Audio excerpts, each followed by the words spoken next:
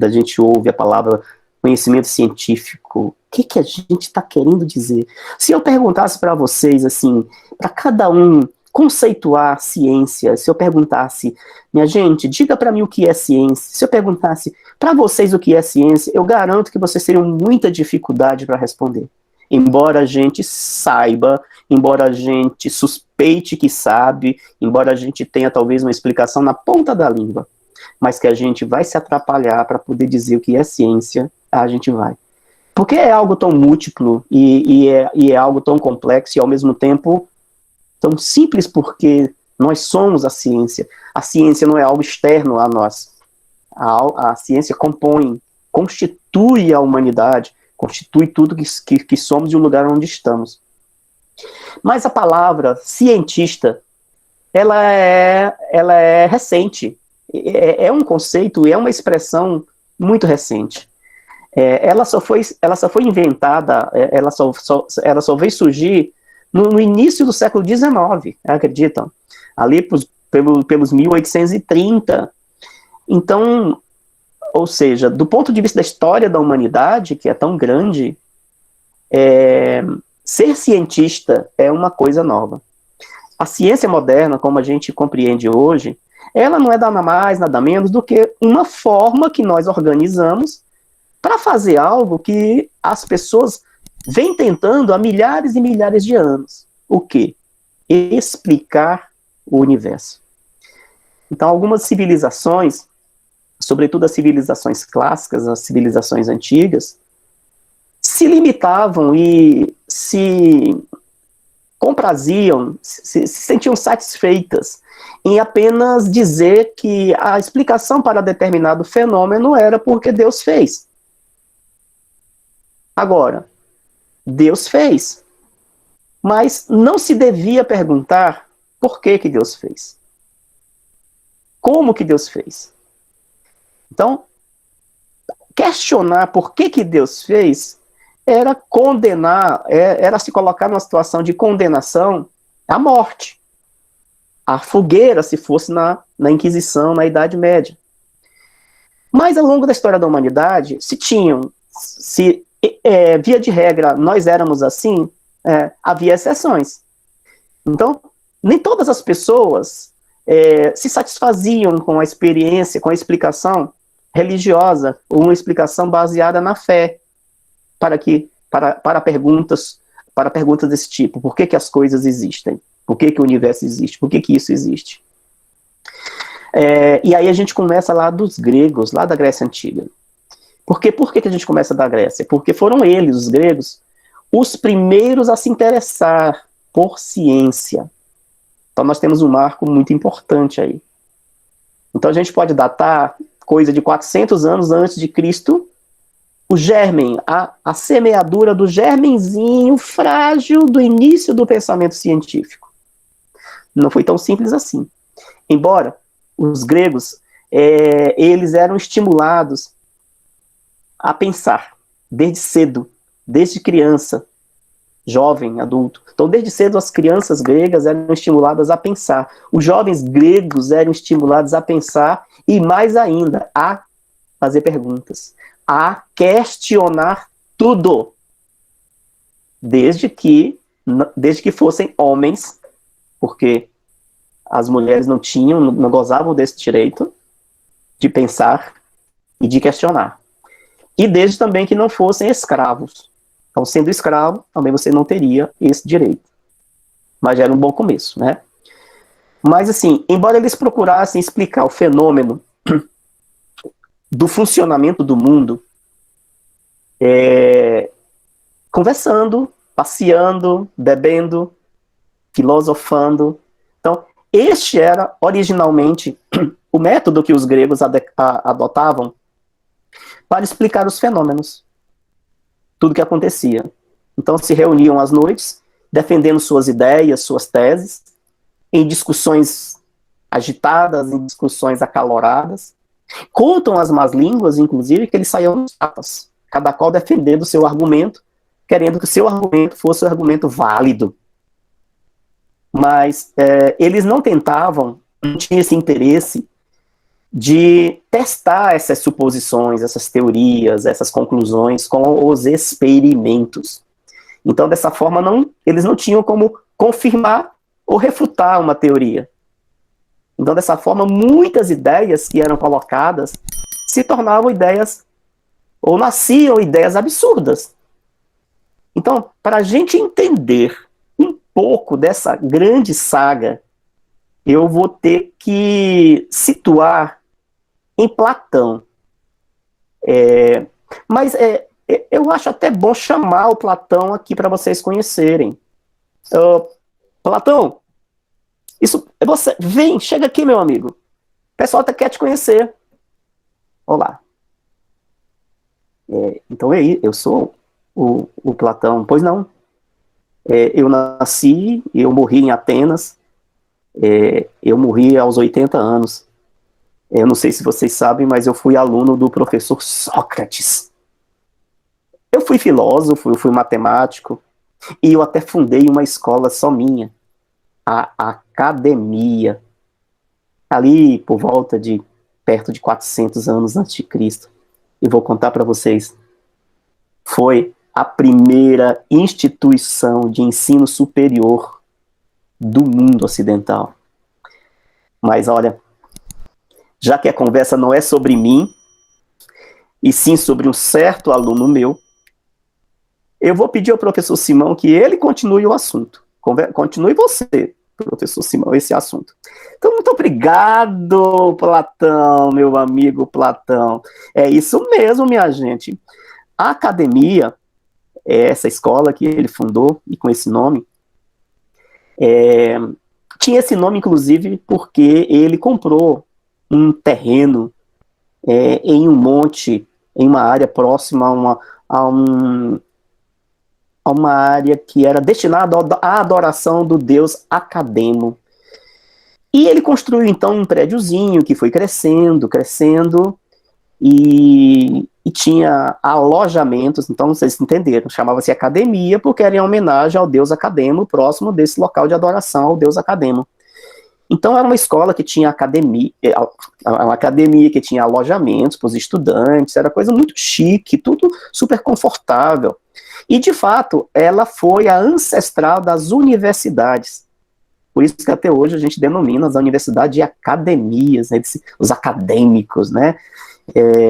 E qual era o grande objetivo de Platão? Era reunir os filósofos para pensar, para tomar umas, para bater papo, filosofar, para pensar.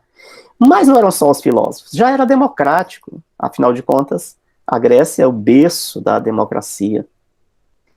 Mas também eram bem-vindos jovens, adultos, anciãos, todo mundo podia entrar e participar das discussões, dos debates, das aulas abertas de Platão. Com uma condição, né? Tinha uma mensalidade. É claro, porque ele precisava manter, que era para manutenção da escola. Então, talvez tenha sido também a primeira escola que se cobrava uma mensalidadezinha. Então, na verdade, não era uma universidade pública, como a gente conhece hoje, só veio depois. Então, essa mensalidade era para custear a academia. Bem, mas como ele mesmo disse, a nossa história não é realmente sobre ele, né, sobre o Platão. A nossa história é sobre outra pessoa, que é um rapazinho chamado Ari. Vocês conhecem o Ari? Querem conhecer o Ari? Então vamos lá. Ô, Ari, chega aqui, meu amigo. O pessoal quer te conhecer. Olá! Gente, mas quanta gente bonita, professor Simão. Opa! Muita gente bonita do outro lado dessa geringonça. Mas o que é mesmo para dizer? Também, bem, eu sou Aristóteles, eu nasci em uma cidadezinha grega chamada Estagira, eu morri em Atenas, eu morri aos 60 anos, eu fui aluno do professor Platão, e olha, eu considero que eu fiz um bocado de coisas importantes, mas quem começou a história que termine. É com você, professor Simão, termina essa história aí e me tira disso. minha gente. Obrigado, Platão. Aristóteles, eu não sei se você falou com ironia ou se você falou realmente com gentileza, mas em termos de pensamento científico, esse cara que estava aqui, foi ele que começou tudo. A gente vai ver que depois dele, a ciência ficou parada no caos, na escuridão, nas trevas, por mais de 1000 anos. Ari, ou Aristóteles, como vocês perceberam agora na aparição, ele era um cara, um jovem do tipo ponto fora da curva, como a gente diria hoje. Ele era estiloso, modernoso. É claro que os óculos espelhados não era daquela época, mas ele gostava de se vestir de um jeito totalmente diferente. Ele tinha um cabelo cortado de forma diferente. Ele usava anéis, quase todos os dedos tinham um anel. Ele gostava de uma boa maquiagem, uns bons cremes de pele. Ele era realmente uma inteligência acima da média. Ele era um cara simpático, agregador, menos com Platão, a gente vai saber disso daqui a pouquinho. Mas, de qualquer forma, o QI, a inteligência desse cara acima da média, levou o professor dele, o Platão, a batizá-lo, a chamá-lo por um apelido, Crânio. Isso mesmo, o Crânio. E era unanimidade, todo mundo tinha esse cara como o mais inteligente da escola, dos mais inteligentes que haviam passado por aquela região de Atenas. O seu pai, o pai de Aristóteles, era médico, portanto Aristóteles, vamos dizer que ele veio de uma família rica, veio de uma família com posses, na cidade chamada de Estagira. Então o pai dele era médico e também o pai dele era influente, politicamente influente. O pai dele era amigo do rei da Macedônia na época. Bom, quando Aristóteles faz 17 anos na cidadezinha de Estagira, como ainda acontece, né, em muitos lugares, inclusive no Brasil, quando a gente chega numa determinada etapa do nosso ensino, a cidadezinha já não tem mais escola, aí a gente vai concluir os estudos em outra cidade. Então, da mesma forma, com 17 anos, o pai dele o matricula, o manda para Atenas, né?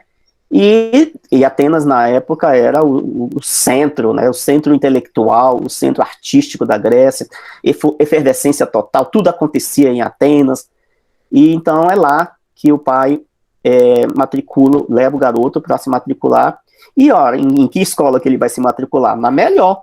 E qual era a melhor escola? A Academia de Platão.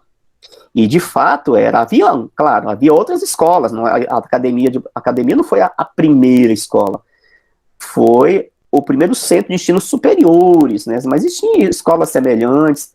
Mas o que acontece? O pai dele era médico, e aquela coisa de herança, do pai querer que o filho siga a carreira, enfim. E também o menino já havia se interessado por biologia, até porque a área de atividade central do pai dele, então ele gostava muito de ciência já. E a academia, ela tinha uma forte tendência para as ciências, a ciência, ou como eles dizem em grego, a episteme. Daí vem a palavra epistemologia. Aristóteles ficou na academia, minha gente, por 20 anos da sua vida. Ele imaginava que ali seria só um rito de passagem, passava pela academia, concluía os seus estudos e ia mundo afora, porque eles viajavam muito, né, outras cidades, enfim. Mas na academia ele ficou 20 anos, grande parte, claro, como aluno, e grande parte como professor. Ele acabou ficando e foi admitido como professor da academia. Então, foi aluno de Platão e depois professor na academia. Só que as relações dele com Platão não eram lá das melhores, porque Ari, ele questionava, ele duvidava, ele contestava, e ele discordava da forma como Platão defendia a ciência, como se faz ciência, né? Então, por exemplo, o Platão na academia achava que A observação não era algo importante, que bastava filosofar, bastava pensar sobre aquele objeto, sobre aquele fenômeno, bastava pensar, que a gente não precisava perder tempo observando. Daí, pensa-se, conclui-se, e pronto, nós temos uma teoria. Já Aristóteles não, dizia que era exatamente o contrário, que primeiro a gente tem que dedicar uma observação ao fenômeno. E a partir desse fenômeno da observação, se pode pensar, filosofar, concluir. E essa foi a grande celeuma, né, entre eles. Então, nesse sentido, por adotar esse estilo de pensamento, né, essa estratégia de pensamento, nós podemos dizer, sem sombra de dúvida, que Aristóteles foi o primeiro pensador do tipo cientista. E foi assim que ele inventou. Ele inventou a física, ele inventou a química, ele inventou a biologia, ele inventou, inclusive, a política. Ele saiu das áreas das ciências da natureza, foi para as áreas das ciências sociais, ele inventou a coisa chamada política. Ele foi o primeiro cara que olhou para o céu para entender os corpos celestes, o movimento dos corpos celestes. Daí ele inventou a ciência chamada cosmologia. Ele tinha muito interesse pelas marés, tinha muito interesse pelos minérios, então ele inventou uma ciência chamada mineralogia. E eu vou contar uma coisa para vocês aqui no pé do ouvido de vocês, que é uma coisa também que ele inventou, que sem ele, nenhuma de vocês e nenhum de nós que gostam de um bom creme hidratante na pele, no rosto, como eu gosto muito dos creminhos. Então ele inventou a cosmetologia. Lembra-se que eu disse que ele gostava dos creminhos? Ele tinha muito interesse em pesquisar as algas, por exemplo, os plânctons, e ele foi observando e foi testando. Então ele inventou os cosméticos.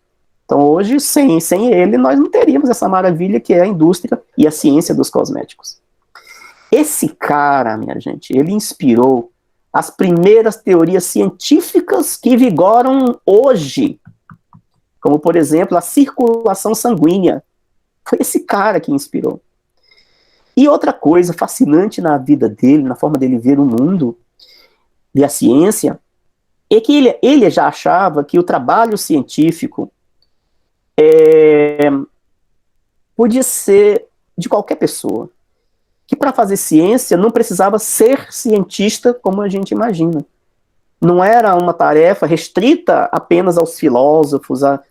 Ele já defendia que qualquer um de nós podemos fazer ciência, qualquer um de nós, humano, desde que não fosse mulher, desde que não fosse escravo, poderia ser cientista. Mas o que há de mais, uma das coisas, o que há de mais não, é tudo muito interessante na vida do Aristóteles. Talvez seja a base do pensamento dele. Para tudo que ele queria saber, que ele queria ir observar, ele estabelecia sempre um ponto de partida para ser um ponto de chegada, que era uma frase. Ele sempre dizia assim: o objetivo da minha ciência, o objetivo da ciência é descobrir a natureza das coisas. Guardem essa frase, é da boca dele. Descobrir a natureza das coisas. É diferente de você querer saber o que é o céu, o que é o sol, o que é a terra, o que é a borboleta, o que é a lagarta. Quando ele diz que o interesse era descobrir a natureza das coisas, ele ampliava o seu olhar para algo muito mais complexo do que algo bastante específico. Exemplo, da lagarta e da borboleta. É um exemplo que ele trazia, levava para os seus alunos. A natureza da lagarta é virar borboleta. Então, quando ele fala isso, ele está falando de quê? De um processo. Não é isso? Ele está falando de algo que tem um início, tem um meio, tem um fim. Ou seja, ele falava da ciência enquanto processo, não com algo pontual que né, redunda em torno de si mesmo. Mas, enfim, eu disse que ele ficou na academia por 20 anos. E será que, por que ele ficou 20 anos como professor? Porque no fundo, ele tinha uma obsessão, um desejo imenso Porque ele continuava 20 anos na academia, sempre discordando e brigando e tudo, querendo confusão com o professor. Mas, na verdade, ele imaginava aquela academia do jeito que ele pensava, pensando a ciência como ele pensava. Então, ele fica esperando exatamente o momento dele se tornar o número 1. E aí chega um dia que Platão morre. Pimba! Eu fico imaginando aqui na minha mente poluída, na minha mente diabólica, que ele estava tramando, né? Esse cara vai morrer, esse cara vai morrer. Mas é só eu que penso, tá, gente? Não está escrito em nenhum lugar. Por quê? Quando Platão morre, o Aristóteles é muito novo ainda, ele tem apenas 37 anos, ele é de família rica e ele é um gênio. Quem é que teria mais currículo Lattes para substituir Platão e ser talvez o reitor da academia, que era isso que ele queria, na verdade? É ele. Dito e feito, Platão morreu, acho que ele já estava arrumando as coisas para assumir a cadeira de Platão, quando se descobre que Platão deixou um herdeiro para assumir no lugar dele, que era um sobrinho. Esse sobrinho dele também era aluno da academia, mas não chegava aos pés de Platão. Só que tinha parentesco, aos pés de Aristóteles, só que tinha parentesco com Platão. Então daí, esse rapaz que assume, passa a dar um viés mais matemático do que qualquer outra coisa para a academia. Então, o que tinha das especulações da científica, ainda que fosse sem essa perspectiva da observação, acaba. Então, é um lugar de estudar matemática, via de regra. E é claro que Aristóteles, puxa vida, ele não concorda com isso. Para ele piorou, se estava ruim, piorou. E aí, né, gente, tem hora que todo mundo fica puto da vida. Então ele ficou arrasado, puto da vida, e resolveu se mandar dali. Largou a academia e passou algum tempo perambulando pelas cidades, caminhando aqui, caminhando ali, dando umas aulas particulares, enfim. Mas também nunca largou a pesquisa, então ficou estudando determinadas coisas e tal. Aliás, tem uma parte interessante da história que nesse ínterim ele conhece uma moça, e eles ficam noivos, eles se casam, e ele prepara uma super lua de mel para ela, e ela toda, né, toda assanhadinha, lua de mel com Ari, e aí ela pergunta onde? Na praia. Opa, na praia, mas que coisa linda, meu amigo. E eles vão para a praia. E aí quando ela chega lá, ele o leva para a praia para ela ajudá-lo a catar conchinhas, a recolher algas para os estudos dele. Então contam as más línguas, eu não sei se isso é verdade, que foi assim a lua de mel dele. Mas tá, vamos seguir a história. E aí, chega um dia em que ele ficou sabendo que um amigo seu de infância, esse amigo de infância, que era filho do amigo do pai dele, que era rei da Macedônia. Fiz uma confusão, né? Mas vocês entenderam. Ele reencontra esse amigo de infância, que era filho do rei da Macedônia, que era amigo do pai dele lá em Estagira, certo? Muito bem. Então, esse rei da Macedônia, atual rei da Macedônia, que havia sido amigo dele, se chamava Filipe. E agora o Filipe havia herdado o trono da Macedônia. Então, quem era o rei da Macedônia? O Filipe. E aí ele, poxa vida, né? A vida dando mais uma volta, poderoso e rico. E o Filipe da Macedônia, na verdade, queria não, né? Localizou o sábio, né? Porque a fama dele corria por toda a Grécia, por toda Atenas, enfim, toda a Grécia. E convidou o Aristóteles para ser professor do filho dele. O filho dele tinha 13 anos e chegava nessa idade, e, em geral, os gregos contratavam os tutores, né? Os preceptores, os professores particulares, né? Os professores. Então, claro que ele queria para o filho dele o melhor professor que existisse. E quem era o melhor professor? Aristóteles. Então ele chama, e aí Aristóteles vai morar na Macedônia, e aí ele apresenta esse garoto com 13 anos, que será o aluno dele por muito tempo, cujo nome era Alexandre. Quem que vocês acham que era esse Alexandre? Esse menino tinha 13 anos, era pequeno, era o pequeno Alexandre que irá se tornar o Alexandre o Grande, Alexandre o Magno. E esse cara iria conquistar metade do mundo conhecido pelos gregos na época. Esse cara iria fundar cidades e cidades, e não era falta de criatividade não, mas era um pouco mesmo de vaidade. Para cada cidade ele colocava o nome dele: Alexandria, Alexandria, Alexandria. E tudo ia bem. Até que um dia o Alexandre descobre que o Aristóteles estava dando aulas públicas sobre os mesmos assuntos que havia ensinado a ele. Ah, mas aí ele fica pistola. E ele não aceita isso de jeito nenhum. Dizem as más línguas que ele foi ameaçado de morte: se você não sumir daqui, como é que você, o que ensina para mim, o Magno, você ensina para qualquer pessoa? Então ele achava que o conhecimento era algo que pertencia só a ele, porque o pai dele pagava, ele pagava. E Aristóteles pensava exatamente o contrário, que conhecimento ele é social, ele não pode ser. Veja como esse cara era à frente do seu tempo. Ele tem que ser de todos, conhecimento tem que ser democrático. Mas vai explicar isso para um cara valente como o Alexandre. Aí, o que aconteceu? Né? Ele teve que se mandar da Alexandria, dizem que ele saiu correndo, e aí ele voltou para Atenas, ainda muito chateado, aborrecido, pelas duas razões, né? Por ter perdido o lugar na academia, o lugar de reitor que ele tanto queria, depois por ter passado essa situação com o filho do grande amigo dele, o poderoso Alexandre Grande. Tudo bem, então ele volta para a academia, e aí, ele volta para a academia, ele volta para Atenas, e aí ele olha para o prédio e fala assim: ah, quer saber? Eu vou fazer uma escola aqui na frente dessa. Isso quem está dizendo sou eu, tá? Mas ele funda uma escola cujo nome é Liceu. Todo mundo um dia já ouviu essa palavra, Liceu, que ficou muito popular depois na Europa, na América, no Brasil, enfim, a vinda dos portugueses, enfim. Ele inventou uma escola chamada Liceu.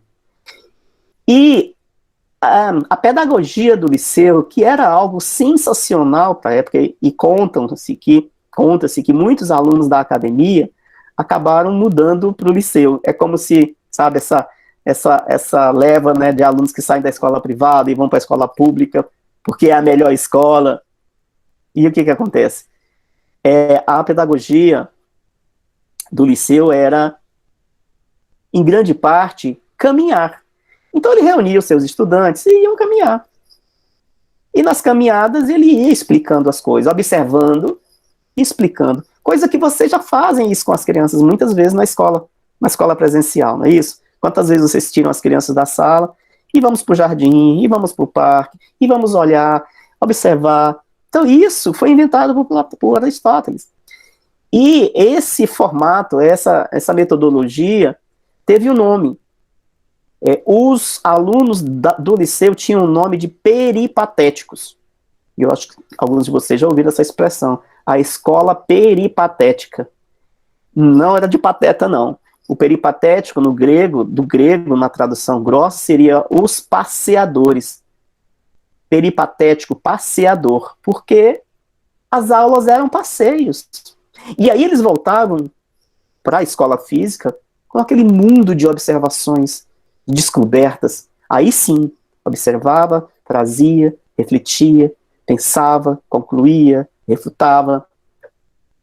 O liceu ainda tinha várias vantagens sobre a academia modernosa, né? Então, os estudantes eram incentivados a pensar,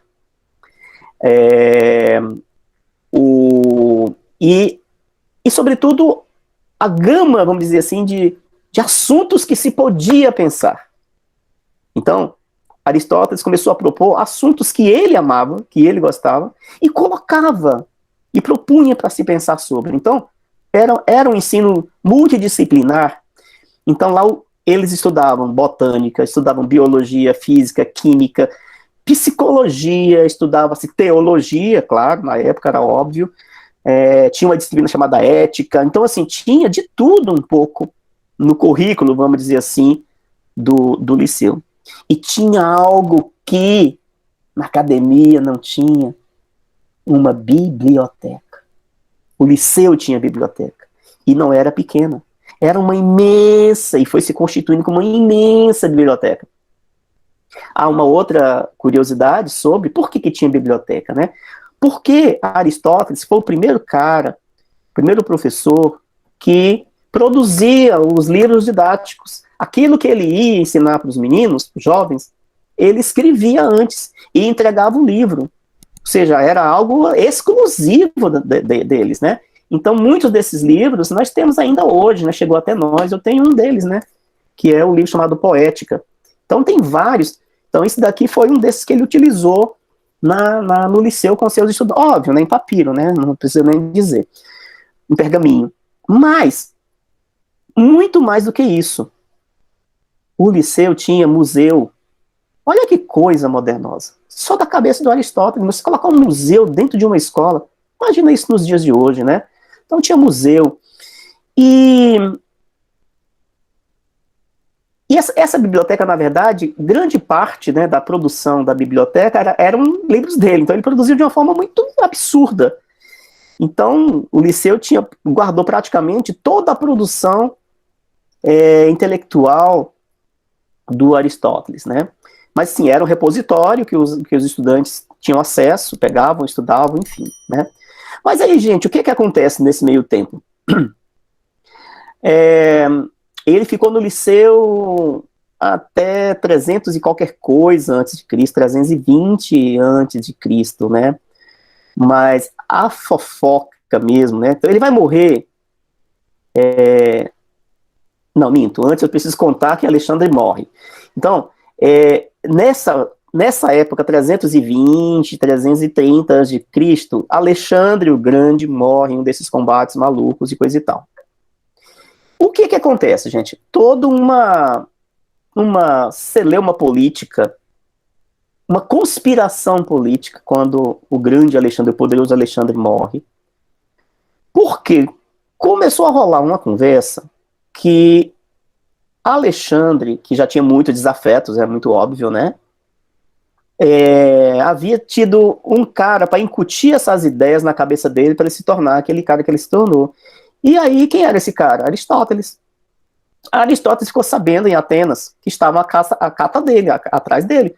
Porque eles queriam, inclusive, uma espécie de vingança daquele cara que enfiou coisas na cabeça do Alexandre para ele se tornar o conquistador, enfim, o cara que saiu, né, com toda a força e gana, passando por cima de civilizações e botando o nome dele nas cidades que ele conquistava.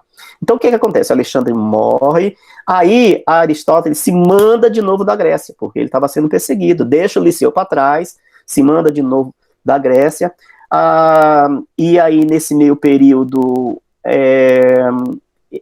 ele morre, alguns dizem que ele morre de morte natural, outros dizem, eu sou mais para apostar nessa segunda versão, que eu acho mais cinematográfica. Disse que ele comete suicídio, ele sobe num penhasco, se atira no mar, porque ele não havia descoberto como funcionam as marés. Aí se é fofoca eu não sei. Eu sei que ele morre, essa história ela fica enterrada, todo a biblioteca, todo o acervo da biblioteca do Liceu vai para a biblioteca da Alexandria, que já era a maior do mundo, vocês lembram, né? Aqui ela se torna uma das 7 maravilhas do mundo antigo, fica maior ainda, uma biblioteca imensa.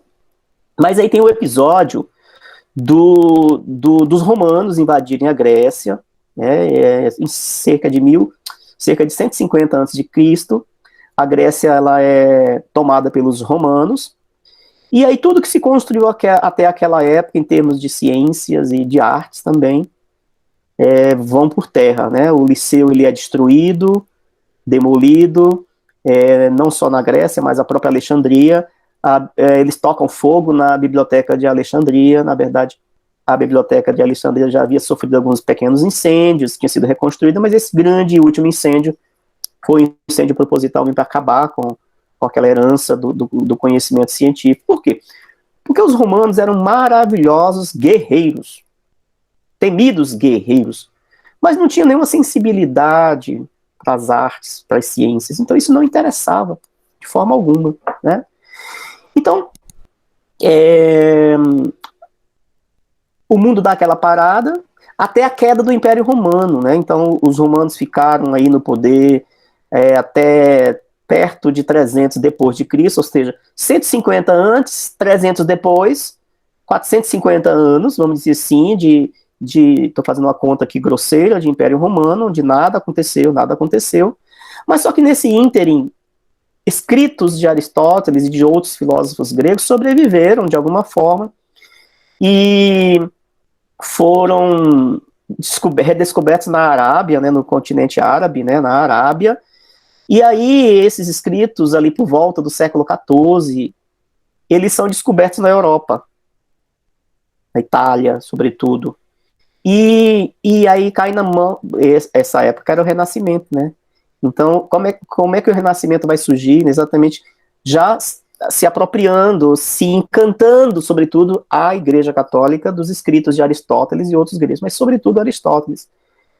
Eles vão fazer uma interpretação que não é das mais justas, vamos dizer assim, de Aristóteles, se ele disse isso, ou se ele disse foi uma outra época, que a Terra era o centro do universo. Os católicos, a Igreja Católica acha isso uma maravilha, e foi a razão, né, para que a Bíblia tivesse essa força toda, e a Bíblia aparece com essa força toda. A Bíblia se inspira, sobretudo no Novo Testamento, né, e vão dizer que se Aristóteles disse que a Terra é o centro do universo, quem é você para duvidar? E se você duvidasse, ia para a fogueira. Porque se você duvidasse de Aristóteles, você estava duvidando da Bíblia. Se você duvidasse da Bíblia, estava duvidando de Aristóteles. De alguma forma, Aristóteles se tornou um mito, um ícone, de forma muito precipitada, de forma muito descontextualizada. E aí, minha gente, para finalizar essa parte, entre a queda da Grécia para o Império Romano, perto de 150 a.C., até o início do Renascimento no século XIV, escutem o que eu vou dizer. Se passaram mais de 1000 anos sem pensamento científico. Mais de 1000 anos na Idade das Trevas, sem pensar ciência. Imagine quantas gerações não podem existir no tempo de 1000 anos.